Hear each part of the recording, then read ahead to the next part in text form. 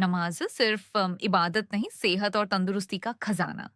क्या आप जानते हैं कि जिस नमाज को हम रोजाना अदा करते हैं, वह सिर्फ एक धार्मिक फर्ज नहीं, बल्कि हमारे शारीरिक और मानसिक स्वास्थ्य के लिए एक अद्भुत तोहफा भी है।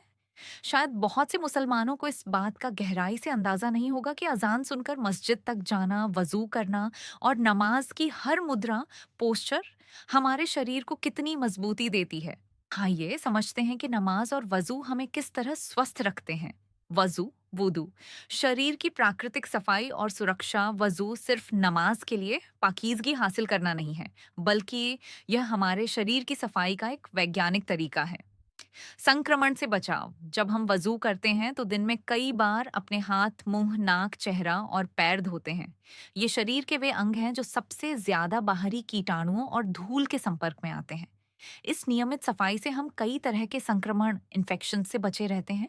ठीक वैसे ही जैसे एक डॉक्टर किसी मरीज का इलाज या ऑपरेशन करने से पहले खुद को साफ करता है।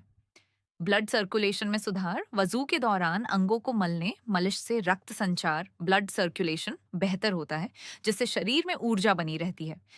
नमाज, सला, 5 वक्त का संपूर्ण वर्कआउट। नमाज के भीतर की हर हरकत, कयाम, रुकू, सजदा, कादा, एक बेहतरीन योगा और वर्कआउट की तरह काम करती है, जो हमारे शरीर को स्वस्थ और मजबूत रखती है। नमाज की मुद्रा, शारीरिक लाभ, फिजिकल बेनिफिट्स। कयाम, काटदहा होना, सीधे खड्डाहे रहने से रीआरएच की हड्डी, स्पाइन सीधी रहती है और पोस्चर सुधरता है।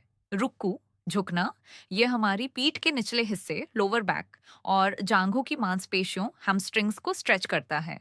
इससे पीठ दर्द में आराम मिलता है और किडनी फंक्शन बेहतर होता है।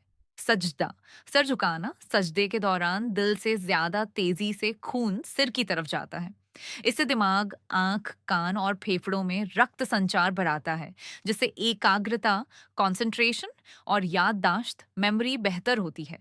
कादा, बैठना, यह मुद्रा जोड़ों के लचीलेपन, जॉइंट फ्लेक्सिबिलिटी को बढ़ाती है और पाचन तंत्र, डाइजेस्टिव सिस्टम को बेहतर बनाने में मदद करती है।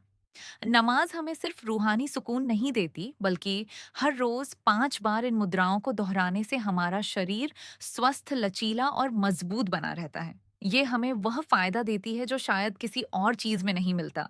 इसलिए नमाज को सिर्फ फर्ज समझकर ना पढ़ें, बल्कि इसे अल्लाह की तरफ से सेहत और तंदुरुस्ती का एक कीमती तोहफा भी माने।